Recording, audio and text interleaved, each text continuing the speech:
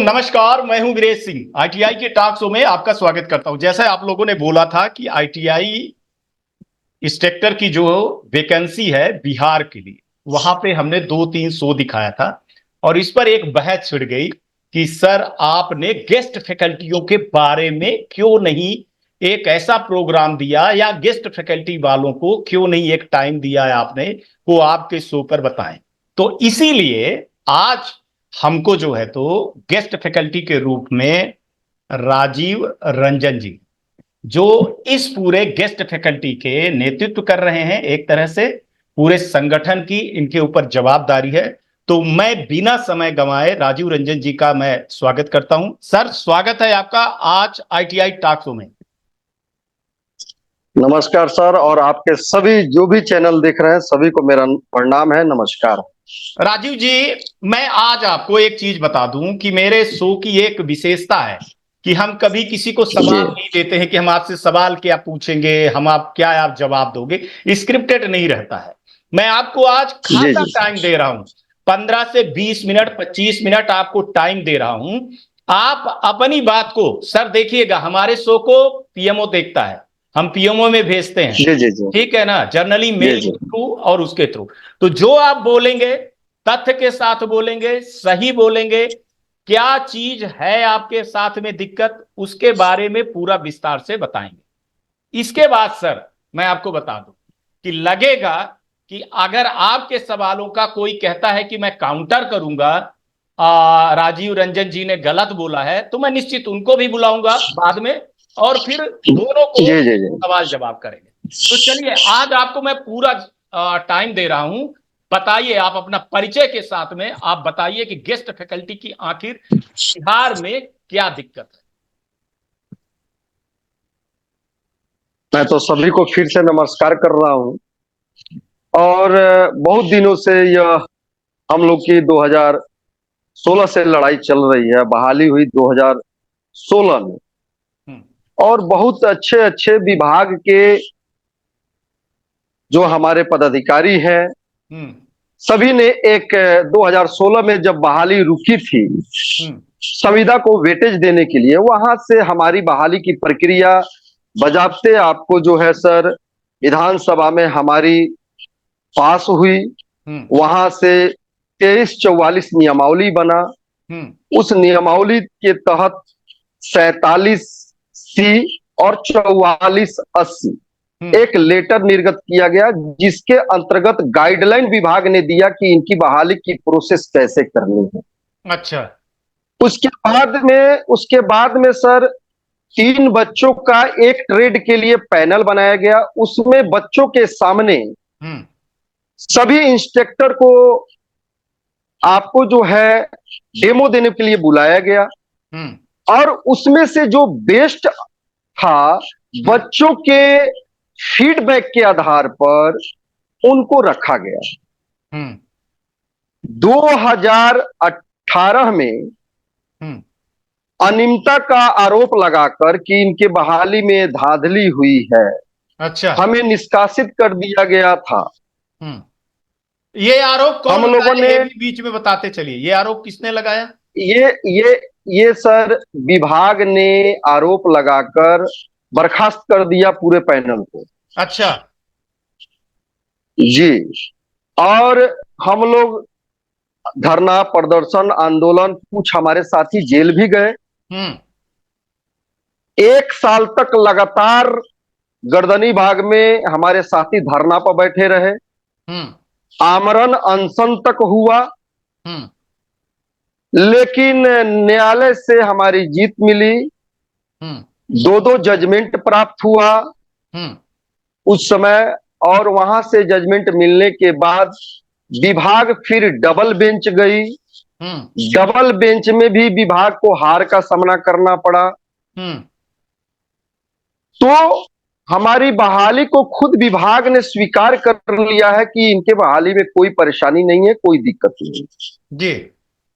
अब प्रश्न ये उठता है कि आप 2018 में जो हम लोगों ने केस दायर किया, जिसका जजमेंट आया था 19 में, जिसको माननीय जस्टिस साहब आपका जो है आशुतोष बाबू ने जजमेंट में एक लाइन लिखा था कि किसी भी रिप्लेसमेंट का गलत तरीके का आधार नहीं हो सकता है।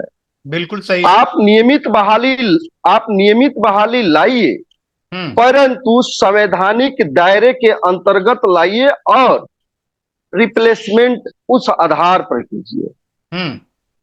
अब प्रश्न ये उठता है कि सर 2019 में जजमेंट आया, विभाग ने लगा दिया बहुत समय, हमारी समय बीत गई 2016 से लेकर आज 2024 हो गई।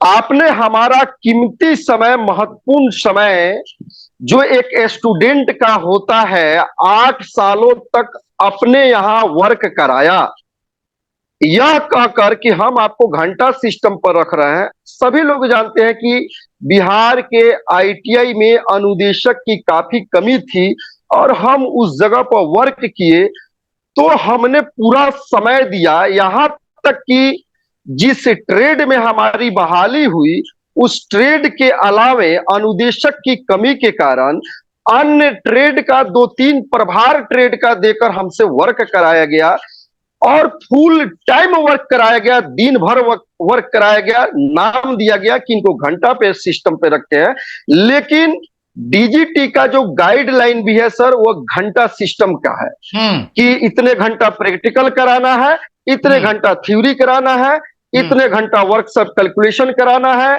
तो उस हिसाब से डीजीटी के गाइडलाइन के हिसाब से नियमित अनुदेशक भी वही काम करते हैं, कॉन्ट्रैक्ट अनुदेशक भी वही काम करते हैं और उसी नियमावली के तहत, रूटीन के तहत हमने भी वर्क किया है। पूरा काम कराया है, परीक्षा से लेकर यहां तक कि सर इलेक्शन ड्यूटी में भी वर्क कराया गया है। अच्छा जी। पूरे सर आपको मैं बता दूं कि जो बिहार में गेस्ट अनुदेशक का कोई भी गवर्नमेंट के पास, सामान्य प्रशासन विभाग के पास कोई नियमावली नहीं है। बताइए। लेकिन मेरा एक्सटेंशन होता है 11-11 महीने का, वैसे ही संविदा अनुदेशक का भी एक्सटेंशन होता है। तो प्रश्न यह उठता है कि 2401 सामान्य प्रशासन विभाग का जो गाइडलाइन है किसी भी कंट्रेक्चुअल एम्प्लॉय का एक्सटेंशन का रूल, उसी आधार पर आपने हमको भी एक्सटेंशन का प्रक्रिया दिया और सारे रोस्टर का पालन करते हुए, सब कुछ प्रक्रिया को पूर्ण करते हुए हमको 2401 से एक्सटेंशन विभाग ने देना लगातार शुरू किया। अच्छा। हाँ, 2401 आपने हमारा एक्सटेंशन अगर किया तो कंट्रेक्चुअल जो गाइडलाइन है उसी के द्वारा दिया है। दूसरा कोई बिहार में गेस्ट का कोई भी एक्सटेंशन करने का कोई प्रावधान नहीं है, कोई नियमावली नहीं है। तो एक गेस्ट फैकल्टी को आपने दिया है एक्सटेंशन का लाभ, तो ये 2401 से ही इन्होंने दिया है जो कंट्रेक्चुअल का है।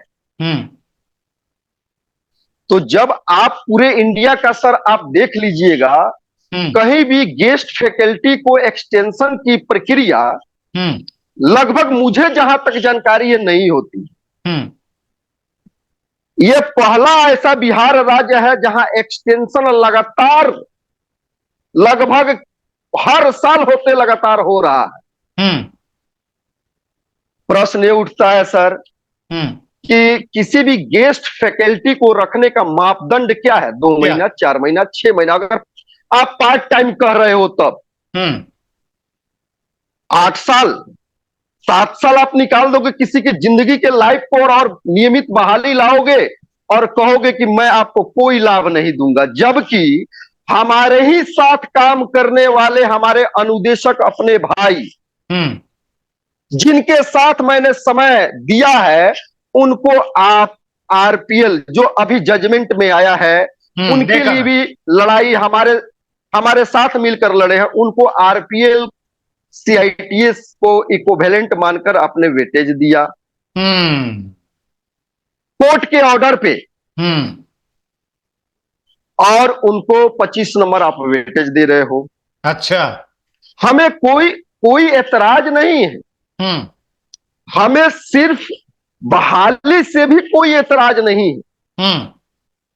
दुख इस बात का है कि आपने मेरा कीमती समय लिया और आप हमें बेनिफिट नहीं दे रहे हो। एक ही विभाग में दो डबल स्टैंडर्ड का रूल, ये गलत है। माने कहने का मतलब आपका ये है कि आपके विभाग में जी दो काम कर रहे हैं, दो लोग काम कर रहे हैं, तो दोनों जी में जी से जी एक को लाभ दे रहे हैं जो आरपीएल और सीआईटीएस किया हुआ है, उनको लाभ दे रहे हैं, है जी ना। जी और जी गेस्ट फैकल्टी को वो लाभ नहीं मिल रहा है। तो इसमें फर्क जो है वेटेज का भी हाँ, कितने नंबर का सर, वर्किंग वर्किंग एक्सपीरियंस का भी 25 नंबर अलग से। अच्छा, ये बात है। हाँ हाँ हाँ। और सीआईटीएस का नंबर अलग से। हम्म वो भी सर विभाग नहीं दिया है, ये न्यायालय का भी जजमेंट आया है जिसके द्वारा आरपीएल सीआईटीएस को माना गया है। तो मान लीजिए सर 30% आरपीएल सीआईटीएस मतलब 26-27 नंबर उधर हो जाएगा, 25 नंबर ये हो जाएगा। तो जो लड़का क्वालिफाई किया उसका 100% होना। अब सर ये बतलाओ सर कि हम क्वालिफाई भी करते हैं, आप 25 नंबर हमें इतना दिन से काम किया आप नहीं दोगे। आप आरपीएल सीआईटीएस का समझ लीजिए सर कि आरपीएल सीआईटीएस पंजाब की सरकार ने गेस्ट अनुदेशक को बजाबते लेटर निकालकर डीजीटी के गाइडलाइन के हिसाब से कराया है। और जब हमने अपने विभाग से कहा और लेटर दिया कि हमें भी आरपीएल करा दिया जाए, तो विभाग के द्वारा डीजीटी को एक लेटर लिखा जाता है जिसमें कहा जाता है कि इनसे तो हम मात्र 60 घंटा ही महीना में काम लेते हैं। बताइए। यानी कि हमारा पूरी तरह से विभाग ने बहिष्कार किया, 60 घंटा डीजीटी को दिखाकर आरपीएल सीआईटीएस करने से हमें वंचित रखा गया। जबकि मेरे पास जो एविडेंस है वह 60 घंटा से बहुत ज्यादा का है, और मेरा जो रूटीन कहता है वो 150 से 250 घंटे से अधिक का है। तो 60 घंटा देकर या दिखाकर डीजीटी को हमारे अधिकारों का हनन किया गया है। अगर हमें आरपीएल सीआईटीएस कराया गया रहता तो हम भी आज 30% सीआईटीएस आरपीएल के हकदार होते।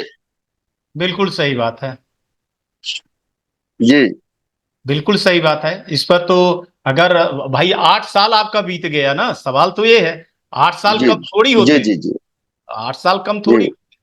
तो इस पर मेन जो सर भाई है जी जी सर, इसमें हमारे बहुत अच्छे अच्छे लड़के हैं जो एमटेक किए हुए हैं, बीटेक भी किए हुए हैं, कोई सीआईटीएस लड़का है, कोई नॉन सीआईटीएस भी लड़का है। अधिकतम सीआईटीएस का भी संख्या है, बीटेक एमटेक का भी बहुत ज्यादा संख्या है। लगभग आपको बतला दें सर 60 से 70% बीटेक एमटेक लड़के। जी, ये दिक्कत खड़ी हुई है। तो आप इस जी, और हाँ बोलिए बोलिए बोलिए बोलिए आप। तो हमें किसी से कोई नाराजगी नहीं है, हमारे बाहर के भाई भी नाराज हैं कि बहाली को लेकर, हम अपने अधिकार के लिए हम अपने ही विभाग से लड़ रहे हैं कि हमें भी वो बेनिफिट दिया जाए जो आप विभाग के अंदर दूसरे को बेनिफिट दे रहे हैं। हम वही चाहते हैं कि ताकि बराबरी के अधिकार में हम भी आए,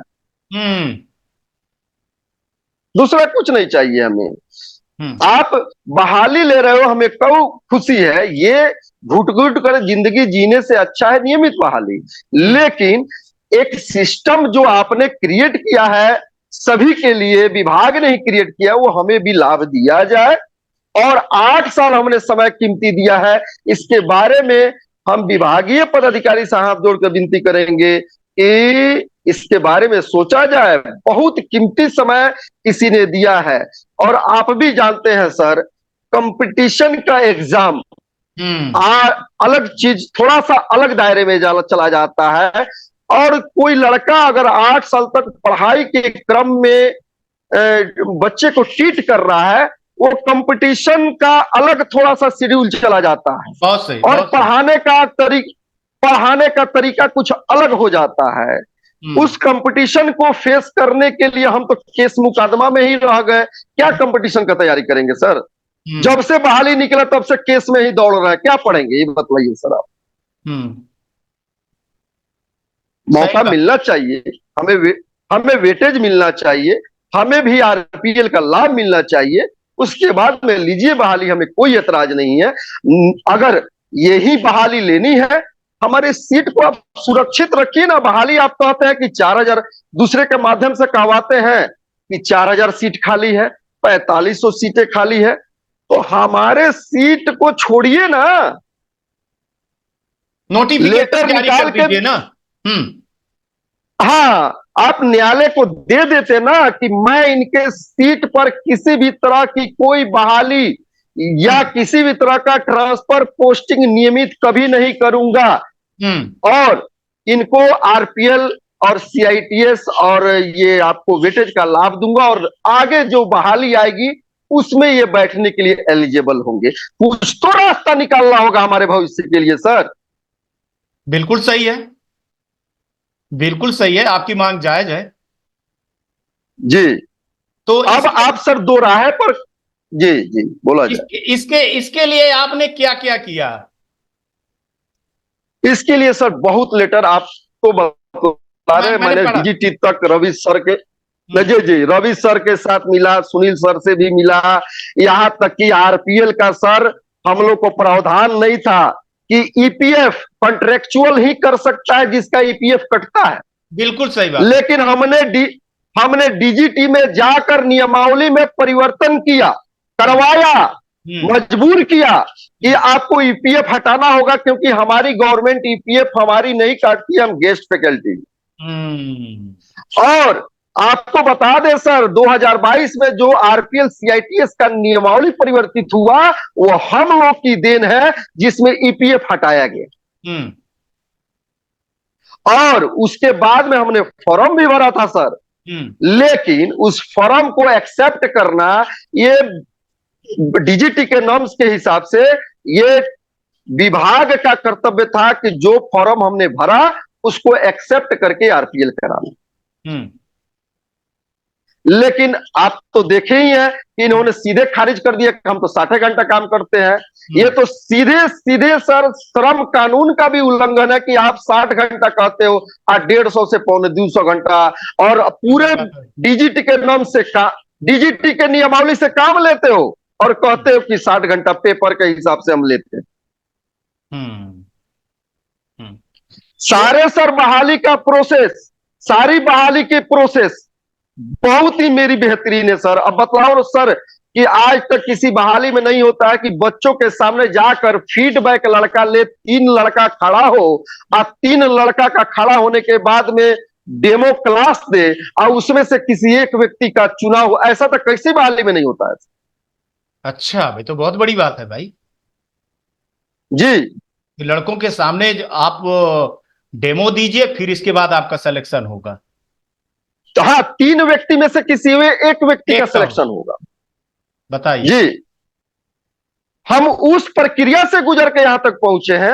अब भले कोई माने, हमारे साथी जो बाहर के हैं वो समझते हैं कि हम बहाली या जो भी है, हाँ, इनके चलते डिस्टर्ब नहीं, हम अपने अधिकार के लिए लड़ रहे हैं, हम भी सुरक्षित रहे, हमें भी रास्ता मिले, हमें भी विभाग 8 साल समय दिए हैं, हमें भी रास्ता दे, दूसरा हमें कुछ नहीं चाहिए।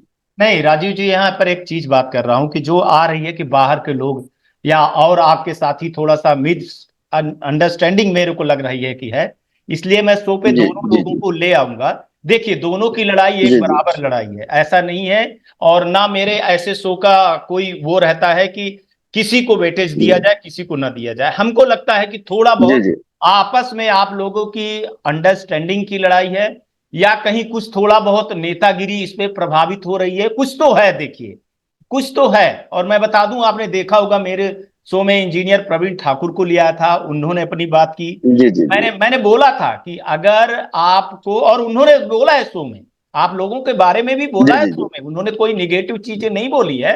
मैं दोबारा ले आऊंगा, जी मैं जी जी। समझना चाहता था, इसलिए मेरे को लगा कि आपको बुलाऊं और आप बेहतर बता सकते हैं, बेहतर समझा सकते हैं कि जी आखिर जी जी। गलती है कहां पे। देखिए आपका भी, मैं अभी आपको, मैं शो में बुलाने के पहले जो कल मैंने शो बनाया था, उस शो में करीबन नहीं तो मेरे को 50 से ऐसे लोगों ने किया कि सर इनको बुलाइए, आपका नाम दिए, आपका मोबाइल नंबर दिए, बोले सर ये हमारे लिए लड़ाई लड़ रहे हैं, बेहतर लड़ाई लड़ रहे हैं, और सर हम लोगों के साथ में कुछ गलत हुआ है, लेकिन मिस अंडरस्टैंडिंग है, हम आपस में ही टीचर टीचर लड़ रहे हैं, और सरकार कहीं इस पर फायदा ना उठाए, इसलिए मैं बोल रहा हूं जी जी जी। कि आप लोग आपस में मत लड़िए भाई। जी कहिए जी जी। मध्यस्थता करने के लिए हम तैयार हैं, हम आगे आ जाते हैं, लड़ाई साथ में लड़ा जाए, हम भी लड़ेंगे, हम जी 29 जी साल से इस पे जी। काम कर रहे हैं, हम भी लड़ेंगे, ऐसा नहीं है, जी जी जी। है ना?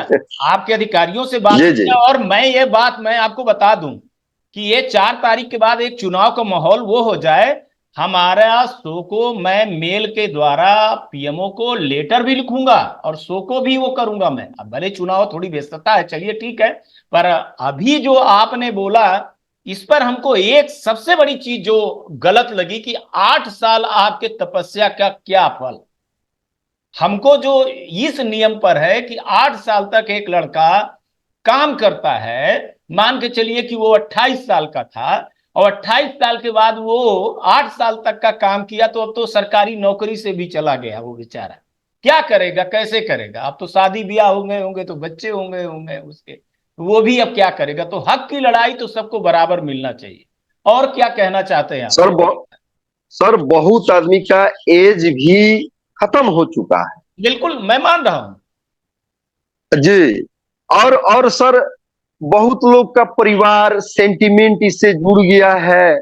और बहुत लोगों का है कि हम 8 साल का में, हाँ 6 महीना साल भर के अंदर अगर हटा दिया जाता तो ये दर्द नहीं होता। नहीं होता, नहीं आप होता। 8 साल का आप 8 साल काम करा रहे हो, तो बस यही चाहिए कि हमें भी बेनिफिट दो, ताकि हम भी कुछ रास्ता बनाकर मेहनत करके हम भी कंपटीशन फेस कर सकें। हम्म।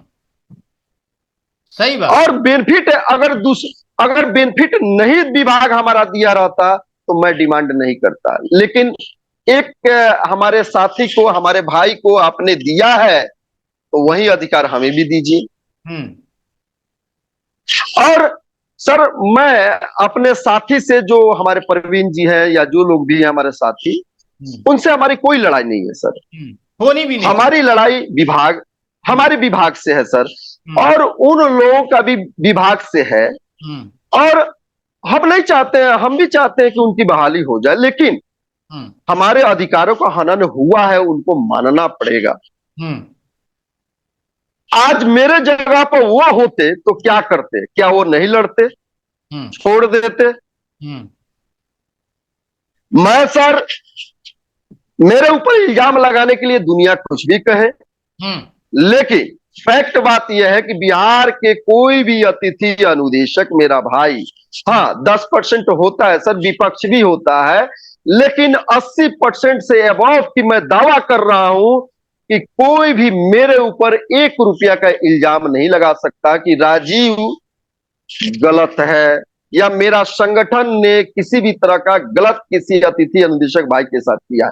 हम ईमानदारी से अपने बिजनेस, मैं बतला रहा हूं सर, इस नौकरी में आया तो मैं अच्छे खासे बिजनेस को डील करता हूं। टेक्निकल मैं खुद संस्था चलाता हूं, जिसमें बच्चों को प्रशिक्षण देता हूं, मोबाइल का ट्रेनिंग हो, इलेक्ट्रॉनिक्स या आपको रेफ्रिजरेशन का हो, बिल्डर का हो, प्लम्बर का हो, फ्रिज एसी हो, इस तरह की छोटी मोटी, मतलब स्किल इंडिया जैसे चलती है वैसे बहुत दिन से, लगभग 25 से 30 साल से मैं ये करता हूं। हम्म। तो सर मैं इसको छोड़ के क्या, मैं सर इसको देखते हुए मैंने संस्थान को, आईटीआई को पूरा समय दिया, और इसके चलते और अपने अतिथि अनुदेशक साथी के चलते अपने बिजनेस को भी दरकिनार करके बिजनेस को अपने मैंने जीरो लेवल पे लाके खड़ा कर दिया। इतना मेरा लगाव अपने अतिथि अनुदेशक भाई के साथ हो गया कि इसके लिए मैंने भूख हड़ताल तक सब कुछ किया है। मेरे ऊपर कोई इल्जाम नहीं लगा सकता है, साबित नहीं कर सकता है गलत कहा, कहने के लिए सभी लोग स्वतंत्र है, साबित नहीं कर सकता हो। प्यार है लोगों का, आज भी दिलों में हम राज करते हैं अपने अतिथि अनुदेशक भाइयों का, कोई इल्जाम नहीं लगा सकता। इसलिए सभी से मेरा निवेदन, हाथ जोड़कर, विभाग से लड़ाई है, विभाग से लड़िए। हम अपने अधिकारों के लिए अपने विभाग से लड़ रहे हैं, दूसरा हम कुछ नहीं लड़ रहे। हमने विभाग से लगातार प्रयास किया कि हमको ये अधिकार दीजिए, विभाग नहीं सुना, तभी हम न्यायालय गए, नहीं तो नहीं जाते सर। बताइए, ये एक हमारे यहाँ जो है तो एक पद्धति चल गई है कि अपने हक की लड़ाई के लिए जब तक हम न्यायालय में न जाएं, कोर्ट कचहरी में न जाएं, जी जी जी, हमको न्याय नहीं।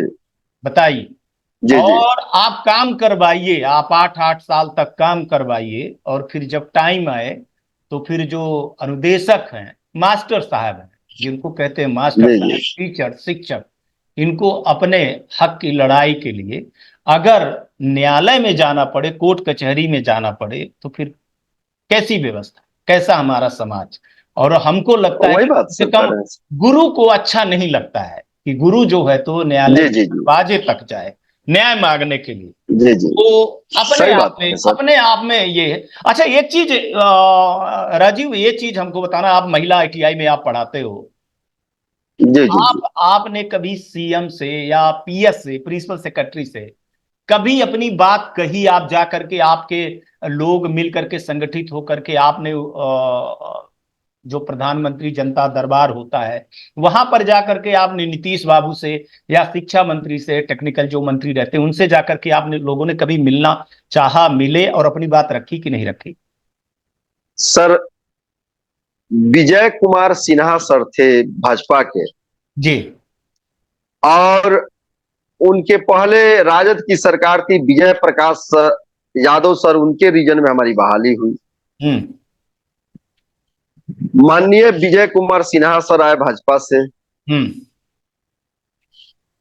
हमारे ही विभाग के पदाधिकारी महोदय ने, देखिए हम राजनीति के शिकार हो गए सर। हमको लगा कहीं, हाँ, राजद की सरकार और नीतीश माननीय मुख्यमंत्री सर की सरकार थी, उस समय बहाली हुई। तो जब भाजपा और नीतीश बाबू की सरकार, माननीय मुख्यमंत्री साहब की सरकार बनी, तो वहां हम राजनीति के शिकार हो गए, तभी हमें हटाया गया। किसी ने कह दिया कि ये टोटल माने RJD के लोग हैं। अच्छा, लेकिन सर ऐसा कुछ नहीं है। कोई अनुदेशक या कोई भी, इतने अनुदेशक काम कर रहे हैं, इतने भाई काम कर रहे हैं, ये मतलब कि राजनीतिक रूप से किसी ने गलत माननीय विजय कुमार सिन्हा सर को गलत कन्वेंस किया, तब न्यायालय में हमको जाना पड़ा, जीत मिली, बाद में सभी लोगों ने स्वीकार किया, हमें गले लगाया, और आज हमारे सारे माननीय पदाधिकारी बहुत अच्छे हैं सर। कहीं ना कहीं हम कहेंगे माननीय पदाधिकारी से कि इतना दिन से हमने समय दिया है तो हमें लाभ मिलना चाहिए, और हम अपने पदाधिकारी महोदय से यही कहेंगे कि इतने बच्चों का परिवार है, उनका परिवार इससे जुड़ा हुआ है, तो हमें वो बेनिफिट मिले जो सबको आप दे रहे हैं। दूसरा तो कुछ नहीं कहेंगे कि सर बहुत, अगर हम ये लड़ाई लड़ रहे हैं सिर्फ अपने लिए नहीं सर, ये लड़ाई मैं एक ऐसा लड़ाई लड़ना चाहता हूं कि आने वाले भविष्य में किसी भी युवा वर्ग के साथ ऐसा ना हो। कोई भी ऐसा हाँ, ऐसा करने का प्रयास ना करे कि किसी भी तरह का आप बहाली लेकर उसके सेंटिमेंट के साथ इतना समय तक खेल ना सके। ये लड़ाई उसके लिए भी है कि कोई भी युवा के साथ आने वाले समय में ऐसा दुर्घटना ना हो। अच्छा राजीव, थोड़ा सा टाइम का वो रहता है, क्योंकि ये YouTube पे चल जूम मीटिंग है। मैं आपसे दो चीज कहना चाह रहा हूं। एक तो आप प्रधानमंत्री से, नरेंद्र मोदी जी से अपने मांग के लिए क्या अपील करना चाहते हैं? आप अपील करें, बताइए क्या अपील करना चाहते मैं तो माननीय प्रधानमंत्री जी को बहुत बहुत धन्यवाद देना चाहता हूं, हैं? और आगे जो चल रहा है हम्म, उसमें शुभकामनाएं मैं दे रहा हूं। हम्म, और मैं ये कहना चाहता हूं कि आज भाजपा और माननीय नीतीश बाबू जदयू की सरकार है, हम्म, और वो सब कुछ है, सर्वोपरि है। हम्म, और ऐसा भारत में न हो किसी युवाओं के साथ, हम्म, इसलिए ऐसे तरह का बहाली पर रोक लगे। हम्म, और जो भी भारत के अंदर इस तरह की बहाली है, जो पूरे भारत की मैं बात कर रहा हूं, उस सबके साथ न्याय किया जाए। हम्म, और किसी के सेंटिमेंट के साथ जो इतने दिन से जुड़ा हुआ है, हम्म, माननीय प्रधानमंत्री जी से यही कहूंगा कि उसके लिए रास्ता बनाकर कुछ रास्ता दिया जाए, ताकि उनका परिवार सुखी रहे। और आने वाले भविष्य में हमारे साथ जो हो रहा है, आने वाले युवा पीढ़ी के साथ न हो, इसके लिए मैं माननीय प्रधानमंत्री जी से निवेदन करूंगा। स्किल इंडिया, वैसे ही हम भी इससे जुड़े हुए हैं। हम भी चाहते हैं कि हमारा भाई और हमारे इंडिया का बहुत नाम हो। पूरे भारत के इस तरह के जो भी बहाल किए गए हैं वो भी चाहते हैं नाम हो, लेकिन इस तरह के बहाली से हम भी घुट घुट कर जीना नहीं चाहते हैं। पूरे भारत के लोग जीना नहीं चाहता है। इसलिए निवेदन करेंगे कि सर, माननीय प्रधानमंत्री जी से इस पर रोक लगाया जाए, और जो लोग बहाल है उसके लिए रास्ता बनाया जाए। अच्छा, एक चीज और है कि आपको ये पता है क्या कि जो सेक्रेटरी हैं श्री अतुल कुमार तिवारी जी, उनको आप जानते हैं, डीजीटी के जी सेक्रेटरी हैं जो। जी जी, हम लोग उसके पहले अतुल तिवारी सर ही थे, शायद उसके बाद में चेंज हुआ था सर। हाँ, लेकिन अभी सेक्रेटरी जो है तो डीजी थे, डीजी के बाद जी वो तिवारी जी, अतुल तिवारी जी सेक्रेटरी हैं, ठीक है ना। उनसे जी है जी पहचान, और उनको ये वीडियो भेजूंगा अगर आप चाहें। जी जी अतुल तिवारी जी बिहार के ही हैं, आपके आईएएस हैं, जी सेक्रेटरी बने, बहुत अच्छे आदमी है, बहुत सारी चीजें कह रहे हैं। उनको मैं पर्सनली वीडियो जी जी भेजूंगा। आप चाहें सर तो उनसे भी अपील कर सकते हैं, मैं आज आपको मौका दे रहा सर। सर सर मैं उनसे जब गया था आरपीएल के मुद्दे पर 2022 में, हूं। हाँ, तब वो डीजी रहे। तो मैं, हाँ, तो उस समय मैं गया था उनसे मिलने के लिए सर। हम्म, और मतलब मुलाकात संजोग से नहीं हो पाई। हम्म, मैंने मेल भी किया, समय मुझे नहीं मिल पाया हम्म, उनसे मिलने का। लेकिन मैंने पत्र दे के आया था कि सर, ऐसा ऐसा परिस्थिति है, हम्म, और ये बिहार की परिस्थिति है। और आपने एनसीवीटी, सर, हम्म, सबसे बड़ी एक चीज और मैं बता दूं थोड़ा सा शॉर्ट में, कि हम्म, जिस समय हमारी बहाली हुई थी, पूरे बिहार में सिर्फ एससीवीटी चल रहा था, हम्म, लगभग लगभग। हम्म, और मैं जिस आईटीआई में काम करता हूं, और बहुत सारे आईटीआई में काम करते हैं, सारे एससीवीटी। तो भारत सरकार ने हम ही को देखकर, अनुदेशक को देखकर, गेस्ट फैकल्टी को देखकर ही एनसीवीटी मान्यता दिया है।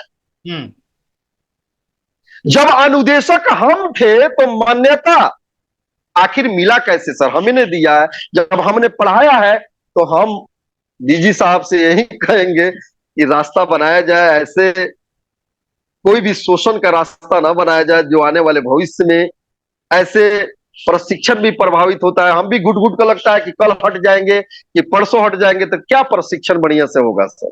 नहीं, सही बात है, सही बात है राजीव। मैं आपकी बात तो हाँ देखिए, जी बिहार सरकार से लेकर के पीएमओ तक, और जी विशेषकर मैं श्री अतुल कुमार तिवारी जी को ये चीज निश्चित ही जी जी कल ही मैं भेजूंगा। मेरे पास नंबर है उनका, बात होती रहती है कई चीजों पर हमारी और जी उनकी। जी ये सब सुझाव चलते रहते हैं, मैं निश्चित उनसे बोलूंगा। और मैं एक चीज मैं कहना चाहता हूं कि आप लोग कहीं आपस की लड़ाई में राजनीति का शिकार मत होइएगा। और आज के वीडियो को देखने के बाद, आज की न्यूज को देखने के बाद, अगर जिसको लगता है कि प्रवीण ठाकुर से या राजीव रंजन जी से आपको सवाल करना है, वो आप हमको व्हाट्सएप पे सवाल करिएगा। और मैं कोशिश करूंगा, कल से मेरे पास बहुत है, कि दोनों को साथ में ले आइए। तो मैं कोशिश करूंगा कि जल्दी से जल्दी, हालांकि एक दो दिन मेरी व्यस्तता है, मेरी अपील चल रही है, तो मैं ले आऊंगा। और दोनों को मैं ये चाहता हूं कि दोनों लोग मिल करके लड़िए। आप गुरु हैं, देखिए आप शिक्षा देते हैं। एक आपने पढ़ा होगा कि कहा गया है कि गुरु ब्रह्मा गुरु विष्णु गुरु देवो महेश्वरा। तो गुरु साक्षात परम ब्रह्म, तस्मै श्री गुरु नमः।